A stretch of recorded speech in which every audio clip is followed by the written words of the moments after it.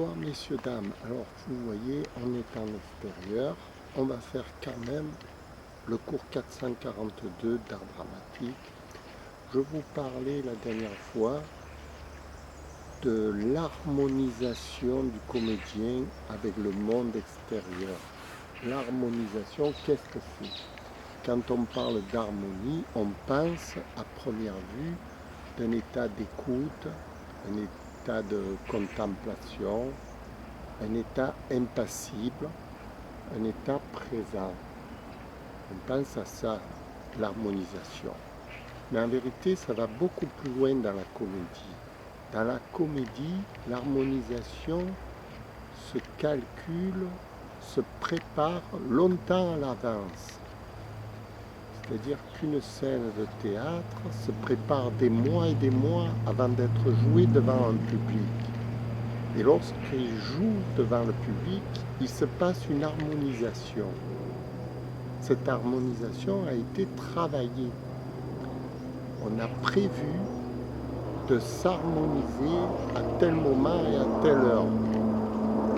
L'harmonisation, donc, est un choix, un choix de vie. Voilà. Je vous en dis pas plus pour l'instant. Je reviens.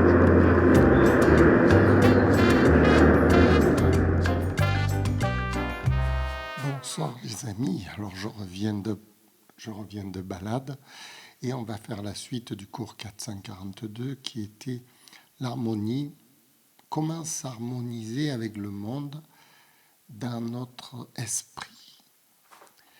Je vous ai fait comprendre que le comédien, c'était quelqu'un qui s'harmonisait avec la scène, mais que cette harmonisation, il n'obtenait pas instantanément, comme nous, quand par exemple on s'harmonise dans la vie courante, on s'harmonise instantanément. On s'adapte, on est des êtres d'adaptation à notre milieu, on, on réagit instantanément à ce qui se passe autour de nous, on suit notre idée, on suit notre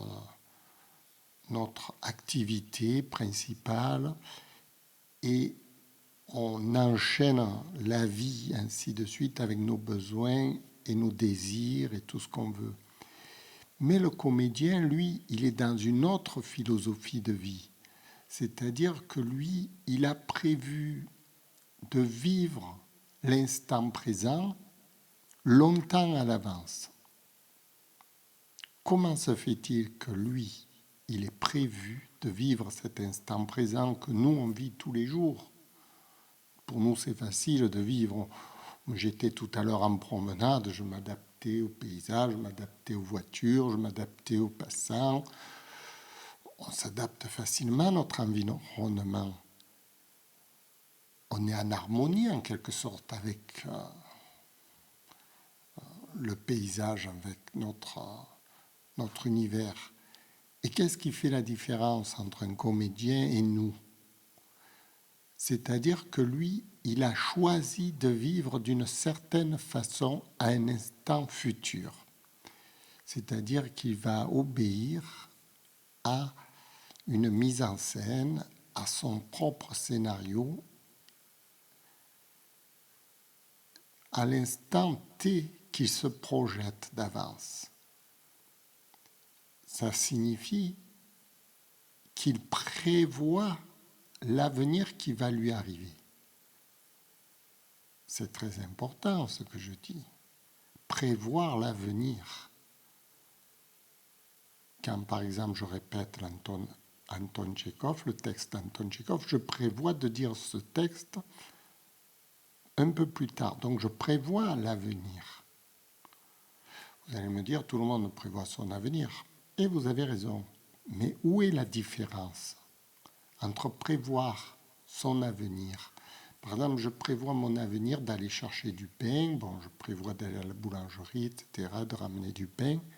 Et quelle est la différence entre le comédien qui prévoit de jouer sa scène d'Anton Tchekhov devant le public? Quelle est la différence essentielle? La différence, elle est que lui, il a choisi une façon de jouer la scène et que lorsqu'il va jouer cette scène, il va s'harmoniser à ce moment-là très précis avec son objectif et la scène qui va l'entourer. Tandis que si moi je vais chercher mon père à la boulangerie, je suis conformément à ce que je suis, je ne m'harmonise en rien, c'est-à-dire que je ne prévois pas de jouer une comédie à la serveuse. Je suis naturel, voilà, je prends mon pain, je m'en vais. Un comédien, lui, n'est pas naturel dans la naturalité des choses. Il prévoit de jouer une comédie, de jouer une scène, de dire certains mots et de faire en sorte que ces mots paraissent, enfin, que ces mots soient réels en même temps.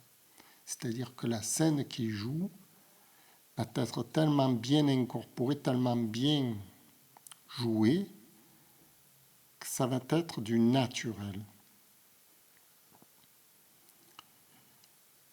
C'est très, très complexe à comprendre pour quelqu'un qui n'a pas jamais fait de comédie, pour arriver à cet état de transformation, c'est-à-dire qu'on va modeler le futur qui va nous arriver. Le comédien modèle le futur. C'est un transformateur. Et dans cela, c'est aussi un magicien parce que suivant comme il modèlera le futur, il va se passer des choses dans sa vie extraordinaires. Tandis que nous, en étant naturels, on n'a aucun moyen de modeler l'avenir, si ce n'est des moyens abusifs, un peu dictatorial, un peu par la force des choses, on va imposer notre futur de manière forte. Le comédien, lui, n'a rien de tout cela. Il va modeler son futur dans la douceur sans que cela n'affecte forcément son entourage. Il va modeler son propre futur, sa propre vision, sa propre émotion, son propre esprit. Il va modeler sa propre personnalité. Quel est l'intérêt de faire ça ?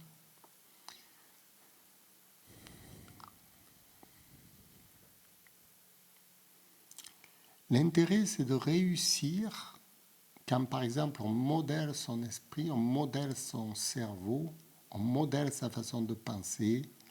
L'intérêt, c'est de modeler pour que notre cerveau nous renvoie des solutions. Ça va vous paraître bizarre ce que je dis. C'est-à-dire que notre cerveau va nous renvoyer des solutions pour résoudre les problèmes dans lesquels on est, pour résoudre la problématique. Parce qu'on est toujours en problématique quelque part. On a toujours des soucis, on va dire, des trucs qui ne fonctionnent mal dans notre environnement. Et comment résoudre ces problèmes ? On peut agir de différentes façons. Le comédien, lui, se sert de son esprit pour résoudre les problèmes qui vont se présenter à la scène au moment T. Ce qui est extraordinaire parce que comment savoir, ça ne dépend plus d'un mécanisme intellectuel scientifique, ça dépend d'un mécanisme subconscient dans le domaine de l'inconscient. Parce que lorsqu'on résout des problèmes de la vie de tous les jours, c'est toujours de manière inconsciente en général. Quand par exemple un savant il a une nouvelle idée ou un chercheur, c'est de façon inconsciente. Il découvre quelque chose de façon qui lui apparaît comme une idée dans l'esprit. Clac, il a tout à coup l'idée de quelque chose qui fonctionne. Cette idée provient de où ? C'est à ça que le comédien fait appel. C'est à l'ouverture du cerveau sur les différentes fonctions qui vont lui amener la solution de vie.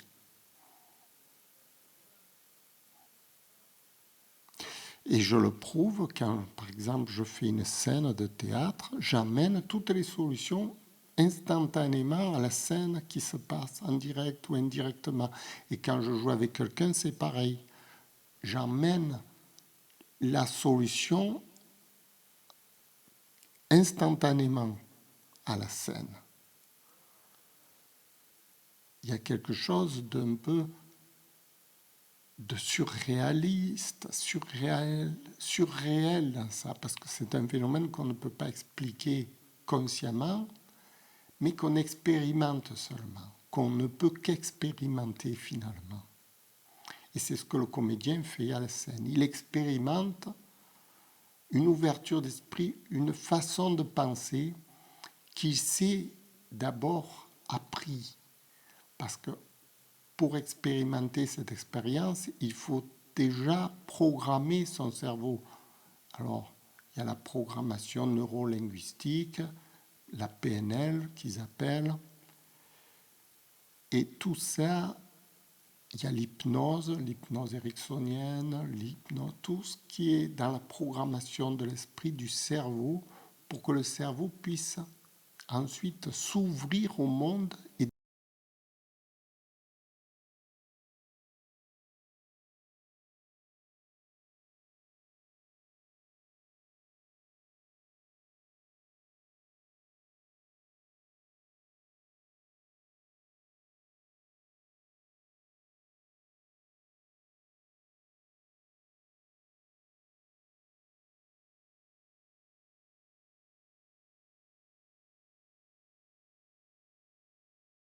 ce qui est absolument extraordinaire quand on a atteint ce niveau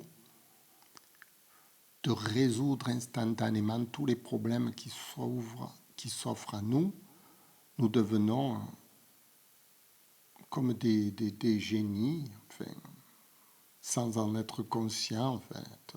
Nous résolvons tous les problèmes qui se posent à nous parce que nous avons travaillé le cerveau de façon à ce que le cerveau nous apporte de lui-même toutes les solutions. Voilà. C'était ce que j'appelle l'harmonisation du comédien avec son entourage, qui n'a plus rien à voir avec notre propre harmonisation. Quand on est dans la vie de tous les jours, on s'harmonise tout de suite, on a des problèmes, on parle à lui, on parle à l'autre. On s'harmonise, mais de façon basique.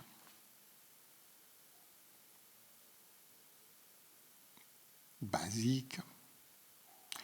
Et les gens qui arrivent à s'harmoniser le mieux en société peuvent ensuite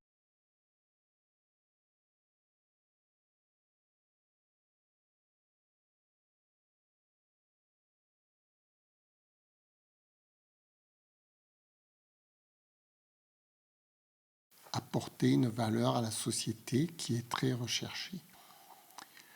Je vous remercie pour votre petit temps passé avec moi. C'est pour vous donner envie d'apprendre à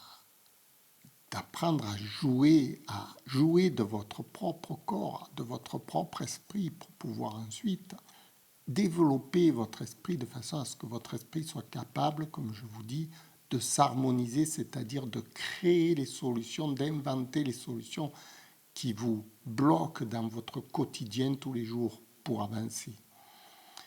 Voilà, je vous remercie d'avoir écouté. C'est intéressant, mais bon, comme toujours, je suis seul à parler dans le désert. Merci, au revoir.